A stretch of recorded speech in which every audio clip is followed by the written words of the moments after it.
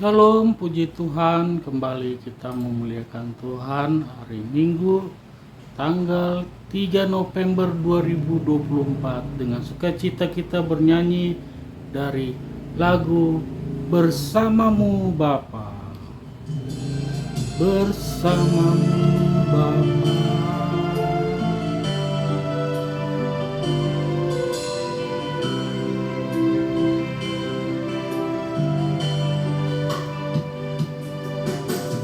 Engkau ada bersamamu di tiap musim hidupku. Tak pernah kau biarkan ku sendiri.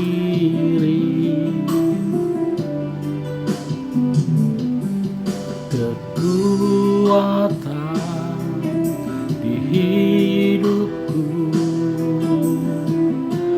adalah bersamamu.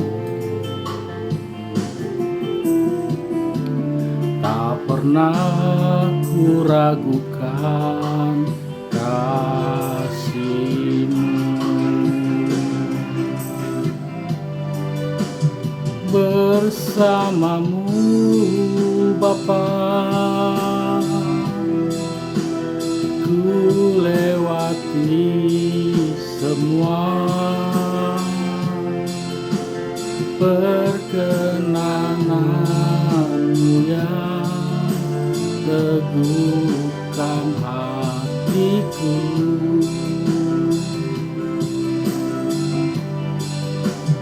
Engkau yang bertindak,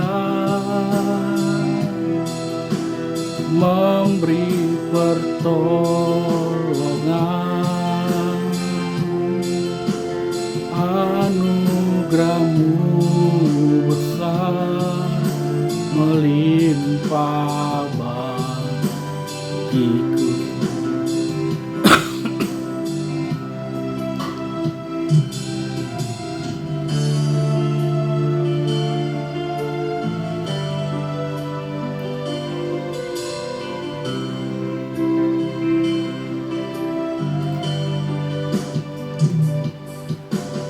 Kekuatan di jiwaku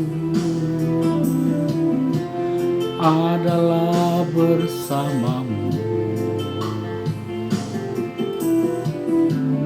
Tak pernah ku ragukan kasih-Mu.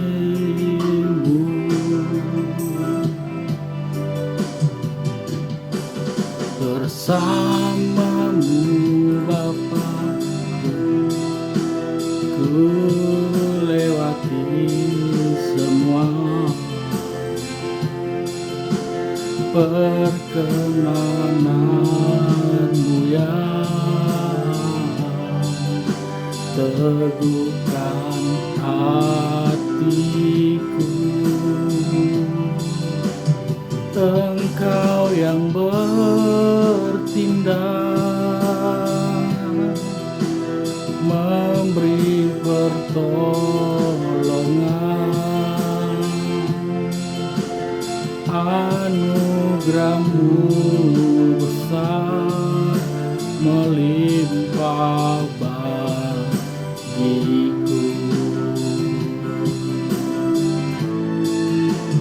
Bersamamu Bapa, ku lewati semua perkenanan-Mu yang teguhkan hatiku. Engkau yang bertindak, memberi pertolongan, anugerah-Mu besar melimpah bagiku.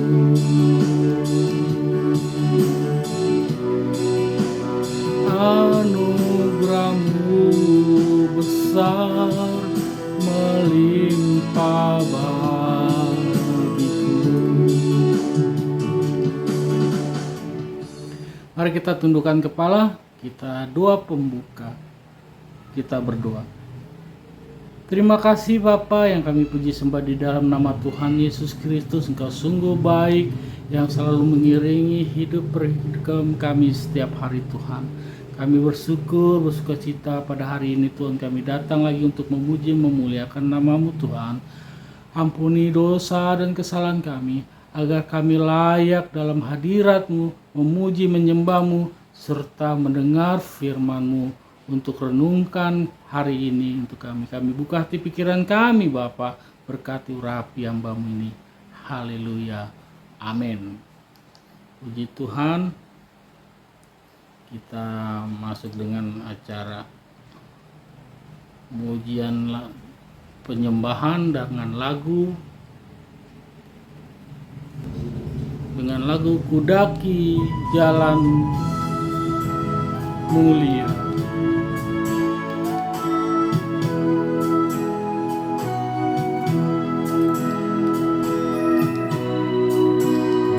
Kudaki jalan mulia, tetap doa ku inilah, ke tempat tinggi ku teguh, Tuhan mampukan langkahku.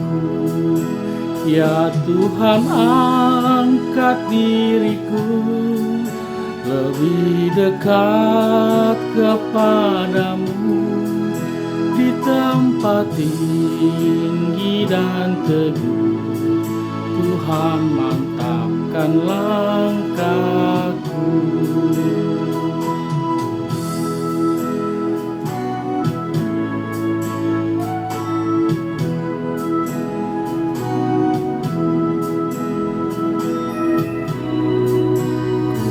Tidak tetap menetap di dalam bimbang dan gelap, rinduanku, tujuanku, tempat yang tinggi dan teguh.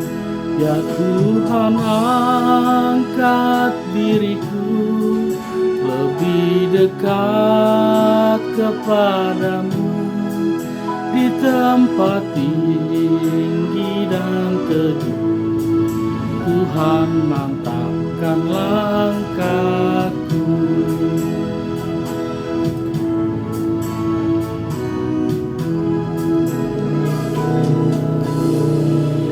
Mari kita tundukkan kepala, kita akan mendengar firman Tuhan. Mari kita berdoa. Terima kasih Allah Bapa, puji dan syukur kami ucapkan hanya melalui Yesus Kristus Tuhan, anak-Mu yang menyertai kami hari ini Tuhan. Dan pada siang hari ini Tuhan, kami akan mendengar firman-Mu yang akan kami jadikan untuk kami renungkan hari ini. Berbicara Tuhan, sertai kami Roh Kudus agar memahami maksud apa yang Tuhan sampaikan kepada kami. Terima kasih. Haleluya, amin. Salam Bapak Ibu semua di dalam Tuhan, kasih Yesus menyertai kita semua. Salam, apa kabar? Sehat semua? Baik. Firman yang akan kita dengar pada hari ini terambil dari Yohanes 12 ayat 1 sampai 7. Yohanes 12 ayat 1 sampai 7. Silakan Bapak Ibu di rumah yang mau juga sama-sama kita akan mendengar firman Tuhan hari ini yang singkat ini. Kita buka sama-sama di Yohanes 12 ayat 1 sampai 7. Sudah dibuka? Baik. Apa di sini maksudnya Yohanes? Saya bacakan. Yesus diurapi di Betania. 6 hari sebelum Paskah, Yesus datang ke Betania, tempat tinggal Lazarus yang dibangkitkan Yesus dari antara orang mati. Di situ diadakan perjamuan untuk dia, dan Marta melayani. Sedang salah seorang yang turut makan dengan Yesus adalah Lazarus. Maka Maria mengambil setengah kati minyak narwastu murni yang mahal harganya, lalu meminyaki kaki Yesus dan menyekam dengan rambutnya. Dan bau minyak semerbak di seluruh rumah itu. Tetapi Yudas Iskariot, seorang dari murid Yesus yang akan segera menyerahkan dia, berkata, "Mengapa minyak narwastu ini tidak dijual 300 dinar dan uangnya diberikan kepada orang miskin?" Hal itu dikatakannya bukan karena ia memperhatikan nasib orang miskin, melainkan karena ia adalah seorang pencuri. Ia sering mengambil uang yang disimpan dalam kas yang dipegangnya. Ayat 7, maka kata Yesus, "Biarkanlah dia melakukan hal ini mengingat hari penguburanku." Puji Tuhan. Di sini baru pertama kali Yesus diurapi sebelum dia disalibkan, dijual oleh Yudas Iskariot. Kita tahu di sini Bapak Ibu siapa Maria yang dimaksud ini. Maria yang dimaksud dari renungan hari ini adalah kakak perempuan dari Lazarus, di mana Lazarus yang telah dibangkitkan Yesus waktu dia mati selama 3 hari. Begitu luar biasanya Tuhan memberkati dalam pelayanannya, bahkan sampai anak murid-murid Yesus yang sudah mengikuti Yesus pun sungguh kaget bahwa Yesus bisa membangkitkan orang yang sudah meninggal selama 3 hari. Tetapi pada saat waktu kejadian itu, Marta sudah hambar.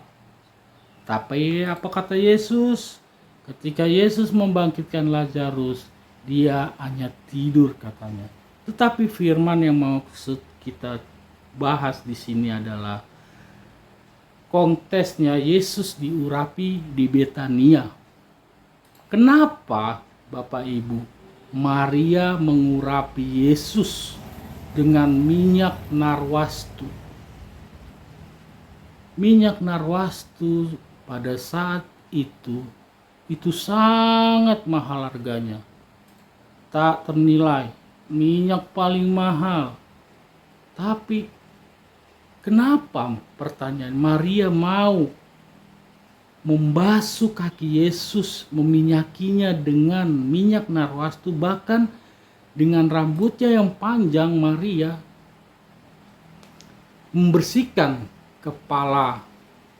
membersihkan kaki Yesus oleh rambutnya supaya bersih. Kenapa Bapak Ibu Maria sampai segitunya? Bila mana terjadi di zaman saat ini, ketika ada orang yang menolong kita begitu besar perhatian kita kepadanya, yang menolong, yang telah membantu. Pertanyaannya, kenapa Ibu? Kenapa Bapak? Maria melakukan hal itu kepada Yesus. Dari konteks yang dari Yohanes 12 sampai ayat 1 sampai 7, Maria melakukan itu bukan semata-mata tidak ada sebab. Maria melakukan itu sebagai rasa wujud terima kasihnya setinggi-tingginya, rasa ucapan syukur setinggi-tinggi tak terhingga kepada Yesus pada saat dia datang ke Betania sebelum Yesus diserahkan oleh Yudas. Kenapa begitu besar keinginannya Maria mengurapi, atau disebut saat itu dengan minyak yang mahal? Itulah Maria, bentuk terima kasih yang tak terhingga. Suatu ketika Bapak Ibu kita dalam keadaan susah, ada yang tiba-tiba menolong kita. Bagaimana perasaan kita? Bagaimana hati kita? Begitu bahagia, begitu senangnya kita. Bahkan seperti yang ada di TV-TV ketika ada orang menolong sampai dia sembah sujud di lantai atau di jalan sebagai bentuk rasa terima kasih. Begitu juga Maria melakukan itu untuk Tuhan Yesus. Karena di mana saat itu, itulah kesempatan Maria menunjukkan kasihnya yang besar kepada Yesus. Inilah yang patut kita contoh. Pada saat ini, Yesus telah mati bagi kita, menebus dosa kita, mati di kayu salib. Apa yang harus kita lakukan, yang kita perbuat untuk Tuhan Yesus? Apakah kita masih seperti ini saja Bapak Ibu, hidup di dalam kesusahan, hidup dalam dunia fana, hidup yang gak jelas? Seperti itukah sikap kita kepada Tuhan Yesus yang telah menebus dosa kita? Apakah kita tetap tidak mau kembali kepada jalannya, memujinya, menyembahnya, melayaninya? Inilah yang dicontohkan Maria kepada kita. Ia lakukan itu kepada Yesus Tuhan kita karena rasa terima kasih, rasa syukur yang tak terhingga. Karena saudara laki-lakinya dibangkitkan dari kematian.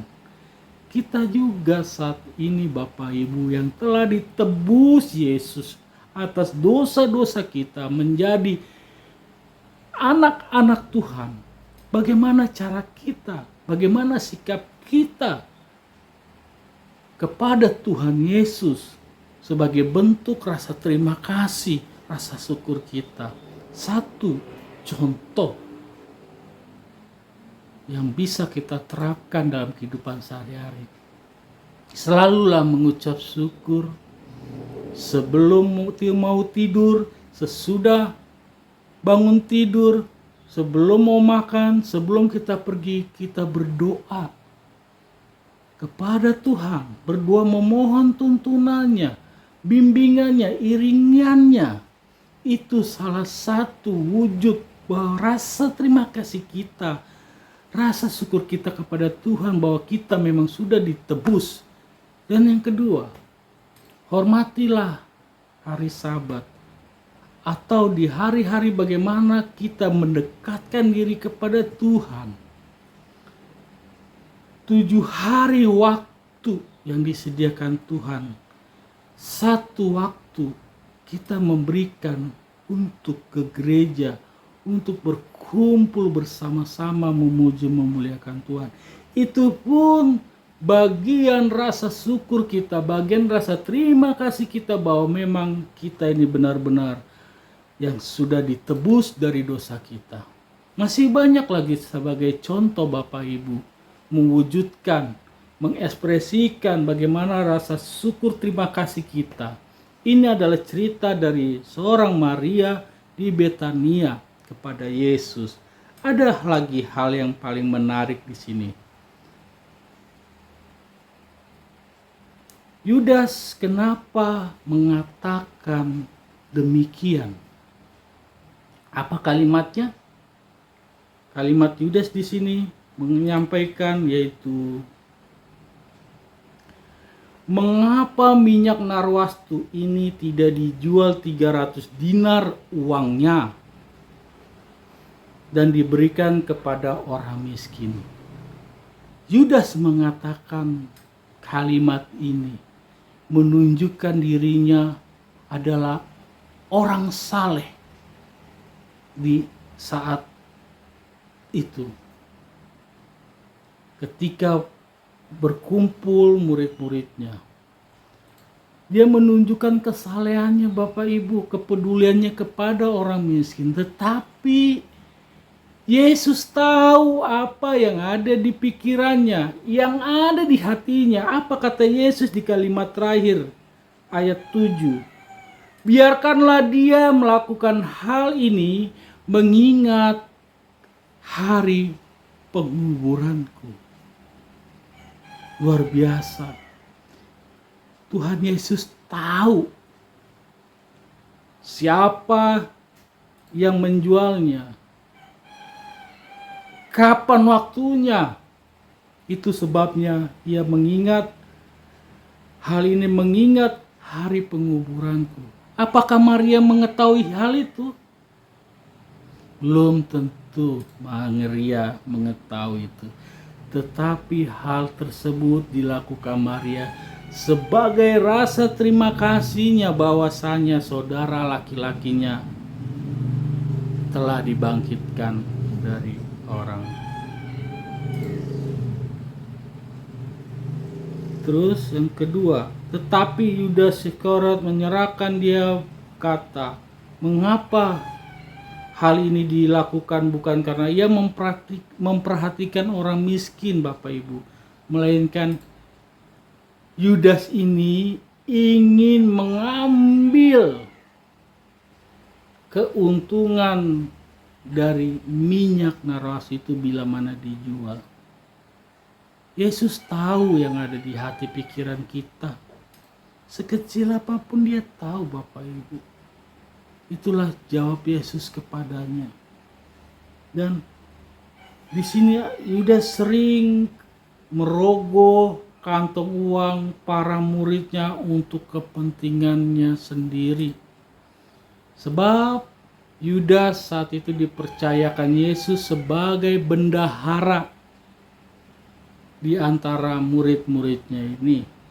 Tentu dengan kalimat yang saleh, Yudas menyembunyikan motif niat tidak baiknya.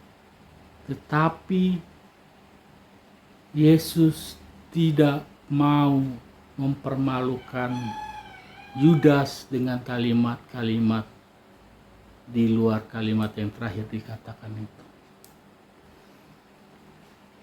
Makna yang kita ambil dari Yohanes 12 ayat 1 sampai 7 yaitu ketika kita memilih jalan dosa, Allah mungkin tidak melakukan sesuatu untuk menghentikan kita. Ketika kita memilih jalan dosa, mungkin saja Allah tidak menghentikan langkah kita. Tetapi bukan berarti Tuhan setuju dengan tindakan itu. Setiap tindakan tentu ada konsekuensinya, yaitu upah dosa adalah maut. Tetapi Tuhan tidak ingin kita sampai menuju maut. Tuhan ingin kita, anak-anaknya, bertobat kembali ke jalan yang benar. Makna yang kedua dari cerita Yesus diurapi ini, Bapak Ibu, adalah kehidupan Yudas penuh dengan kebohongan hingga iblis mengendalikan dirinya sampai Yudas sendiri akan dihukum oleh dirinya, yaitu perbuatan Yudas membuat kita mengetahui bahwa suatu kesalehan yang disampaikan setiap orang atau teman-teman saudara kita belum tentu itu motifnya untuk kebaikan. Tetapi ketika kita melakukan setulus hati tanpa menuntut satu hal, itulah yang Tuhan inginkan bagi kehidupan kita, anak-anak Tuhan. Firman Tuhan, perkataan Yesus seharusnya mengajarkan Yudas suatu pelajaran yang berharga, bahwa Yudas tidak mengindahkan dia dan menjual Yesus dengan 30 keping perak setelah kejadian pengurapan Yesus di Betania. Yesus tahu itu. Dan yang terakhir di sini yang saya terima,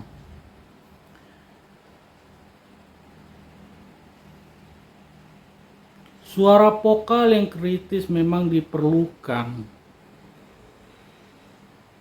untuk transparansi bahwasanya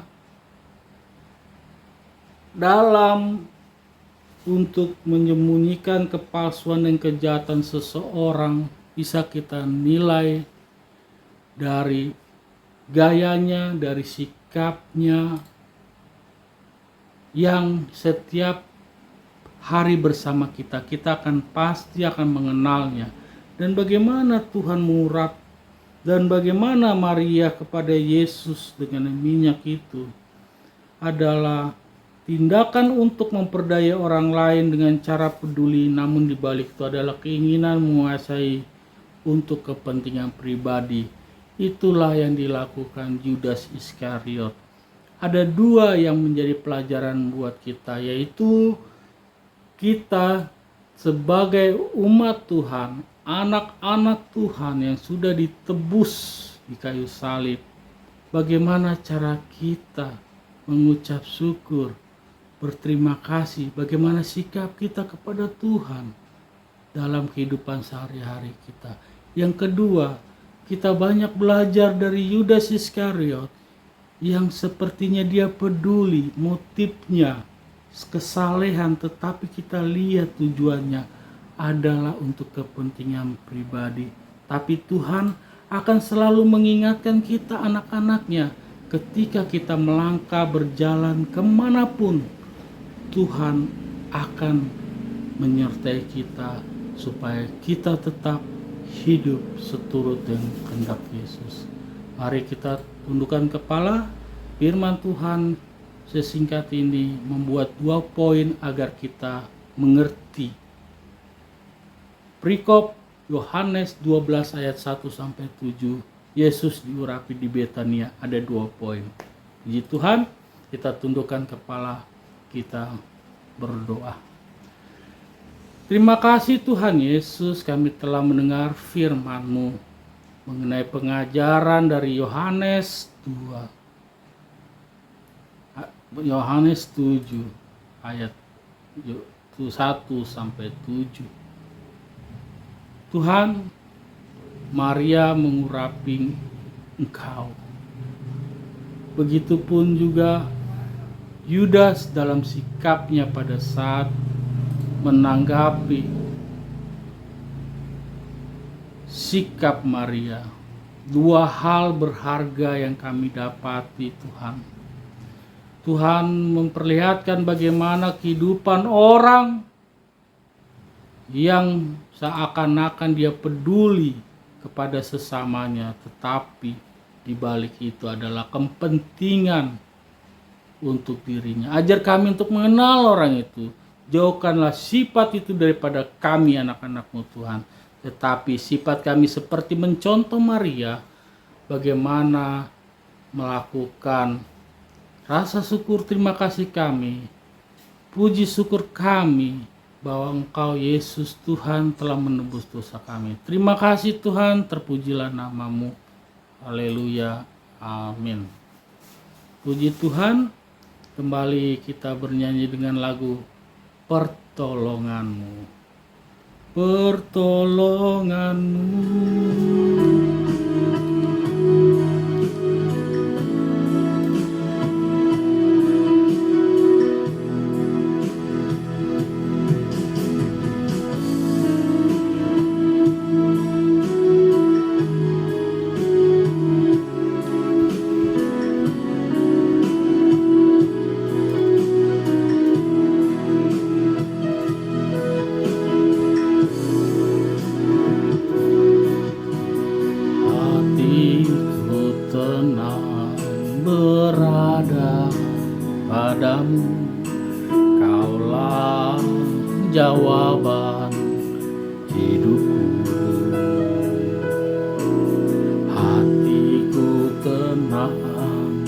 berada dekatmu, Kau yang pelihara hidupku.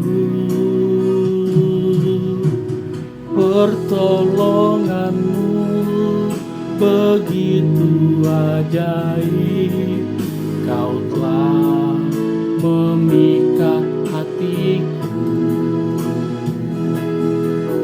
Di saat aku tak sanggup lagi, di situ tanganmu bekerja.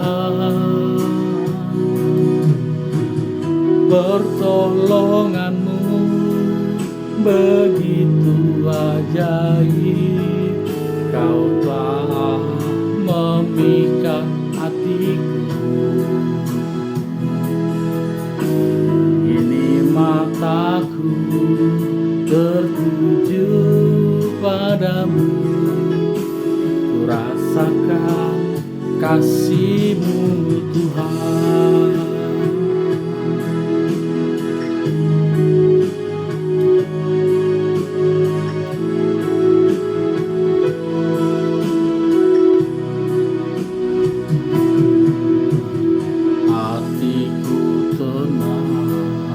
Berada dekatmu, Kau telah jawaban hidupku. Hatiku tenang berada dekatmu, Kau yang pelihara hidupku. Pertolonganmu begitu ajaib, Kau telah memikat hatiku. Saat aku tak sanggup lagi, di situ tangan-Mu bekerja. Pertolongan-Mu begitu ajaib, Kau telah memikat hatiku. Kini mataku tertuju padamu, ku rasakan kasih-Mu Tuhan.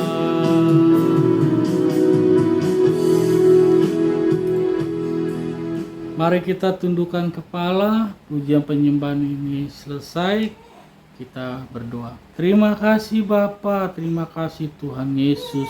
Kami telah mendengar firman-Mu, telah mendengar semuanya yang akan kami renungkan hari ini. Dan kami tutup pujian penyembahan ini hanya di dalam nama-Mu Tuhan, dengan doa yang Tuhan ajarkan kepada kami. Bapa kami yang di surga, dikuduskanlah nama-Mu, datanglah kerajaan-Mu, jadilah kehendak-Mu di bumi seperti di surga. Berikanlah kami pada hari ini makanan kami yang secukupnya, dan ampunilah kami akan kesalahan kami, seperti kami mengampuni orang yang bersalah kepada kami. Dan janganlah membawa kami ke dalam pencobaan, tetapi lepaskan kami daripada yang jahat. Karena Engkau-lah yang punya kekuasaan, kerajaan, kemuliaan sampai selama-lamanya. Bapa, terima kasih. Bapa, terima kasih. Bapa di dalam surga, ku berterima kasih. Amin.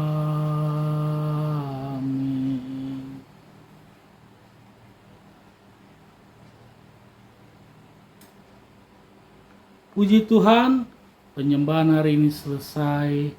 Jangan lupa di-share, dibagikan di media sosial semuanya, supaya banyak saudara-saudara kita bersama-sama selalu ikut memuji kita, memuji Tuhan bersama kita. Tuhan Yesus memberkati.